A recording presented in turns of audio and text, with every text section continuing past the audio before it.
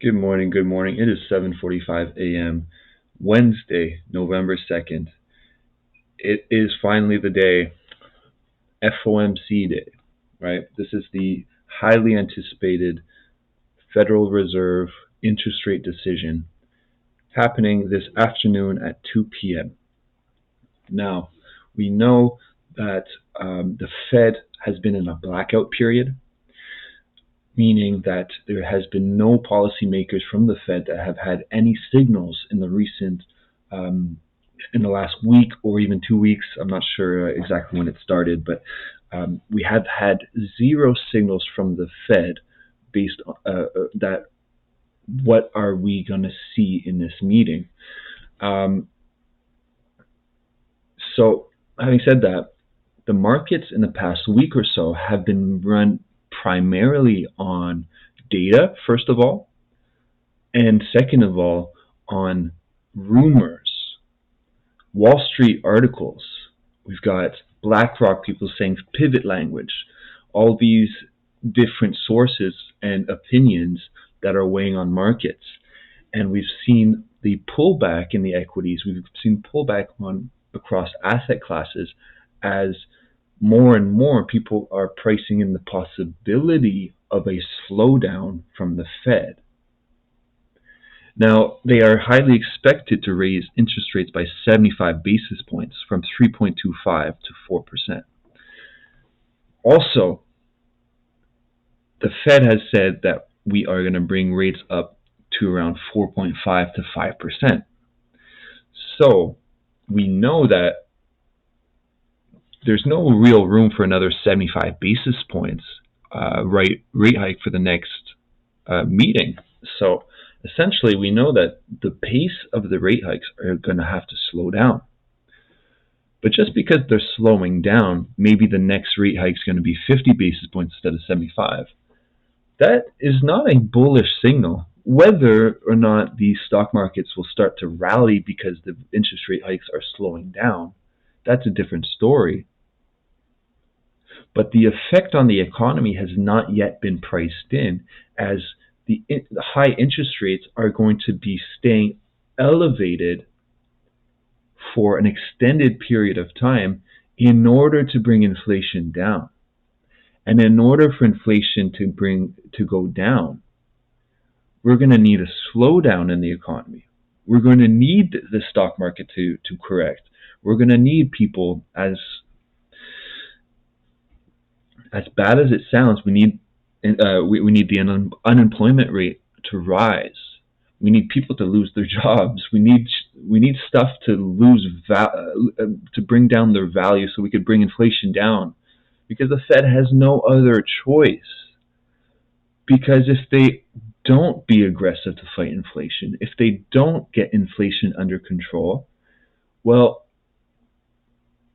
that is a way bigger risk than people losing jobs, than a short-term recession, right? So if they don't bring inflation down soon, it can spiral very, very quickly into hyperinflation, which is exponential increases in inflation. And we've seen this in economies before.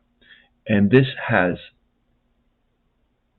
a huge detrimental impact on the actual economy versus a slight recession, people losing their jobs, people going, a number of people going bankrupt. This is a normal ebb and flow of the debt cycle, as we're getting to the end of a debt cycle after the Fed has artificially printed money into the system. Anyway, I'm rambling on here, but all that to say is that I'm not anticipating a Fed pivot. I find that very unlikely. The Fed has mentioned time and time again that bringing inflation down is their number one priority. So we may get some sort of language about it. May Jerome Powell may come out and say it may be appropriate to slow the pace of rate hikes. However, we will keep them raised for the entirety of 2023, for 12 to 18 to 24 months, whatever he's going to say, right? So even if that might have a short-term, impulsive, optimistic sentiment that they're going to slow down, overall that's going to get faded out, as the actual meaning behind this means that they're going to keep the rates high for a long period of time until inflation goes down. Right? So, having said that, this is a very important release coming in this afternoon. So I'm not expecting too much activity in terms of investors jumping into the markets during this New York session with such an important risk event coming in the afternoon. We see on the equity markets, we are ranging and flat over the London session and New York session. We're holding previous structure levels here, but we are flat. So we're going to see from the Federal Reserve potentially a spike back to a triple top before coming back to the downside, or depending on how hawkish or neutral or whatever the sentiment they give off, we may just get a sell-off from here and continuation of the down trend as we're failing to break this daily breaker structure, this higher time frame sell side liquidity zone.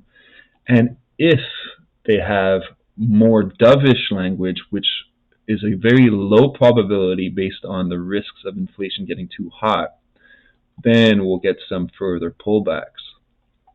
But I'm not expecting that. We've got a very nice pump to retest this sell side liquidity, initial reactions, double top, failure to break, strong sellers price action coming back right from this zone here, and now we're accumulating more orders, consolidating prior to the release, and I'm highly anticipating the stock market bears to come back into play.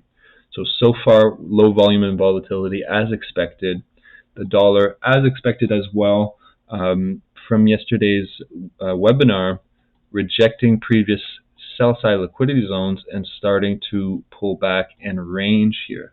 So the dollar is still bullish within this pullback structure, respecting previous bullish structure and liquidity zones here, printing a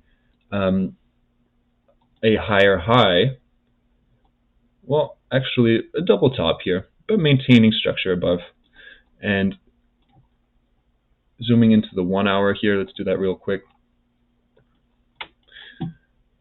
Based on the structure here, the dollar is still bullish above 110.6.7.8, this rough area. Okay, so we could even have a price grab to retest this level one more time prior to dollar bulls coming back into play, and could only validate further higher time frame dollar bullish plays as we break above this previous sell side liquidity zone, these previous intraday highs above 111.7 area, and then validate continuations by creating some support and showing buyer strength above this level. But again, we are very low volume and volatility for the time being, as expected, not expecting much during this session. Now looking at gold, yesterday we were playing this retest of this 4 hour structure. Very clean, bearish, break a structure below 1655, pullback, rejection, nice reaction from this level. Now we're coming and retesting this again. So we may end up getting the same trade idea as we have a 4 hour double top at a 4 hour bearish break of structure with the higher time frames bearish, with the anticipation of dollar bulls coming back, of equity bears coming back, and of hawkish Federal Reserve coming in to wipe out any pivot dreams that could be propping up markets artificially for the time being out of any hope and delusion of a slowdown of the Fed. But we've already talked about how unlikely that is, given the risk level of, on the one side, being more accommodative and having risks of hyperinflation, which will destroy the economy. So being more loose can be good for the short term as stocks will recover, but in the long term could be extremely destructive for the economy. And on option 2, they continue with their hawkish sentiment, and we feel some pain in the short term as stocks bears come back, as we get some recession, as people lose their jobs. So the short term, we're going to feel the pain. And Jerome Powell has already guided us and said, we're going to feel some pain. Get ready. So the short-term pain versus long-term recovery, right? So there's only one of these options that leaves the economy surviving in the long term, and that's bringing recession, bringing inflation down. So having that fundamental bias here on the 1 hour, we're getting some reactions from this level right now. We've got four wicks here, right at previous rejection zones, right around 1655, 1656, 1657. This is an area of interest that we were talking about, sell side liquidity zone. So I will likely place some sells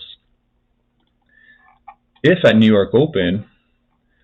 Look, we've got a nice accumulation, a nice order block forming right here. So I'm going to take some sells at this zone if we have confirmations of a break to the downside and then coming to retest this level and respecting this overall sell side liquidity zone and this order block to the downside. And we may end up getting some sells prior to the FOMC in anticipation of the hawks coming out. And we may end up getting some a good sell from this level if we get what we expect in a hawkish federal FOMC statement, right? So that's basically it. Not expecting too much in the terms of volume and volatility, but I am expecting this level to reject based on the exhaustion of buyers, based on the equities holding some weakness, based on dollar holding some strength, based on the market structure on gold, and based on this price action slowing down right out of 4 hour double top, right out of 4 hour bearish break of structure and sell side liquidity zone. So this could end up being a very profitable position here. I'll see what happens, but yeah, that'll be it for the pre-market analysis, and I'll be back later post-market, and we're going to break down the FOMC and the rate hike, the rate decision, and see the implications coming up in the near future.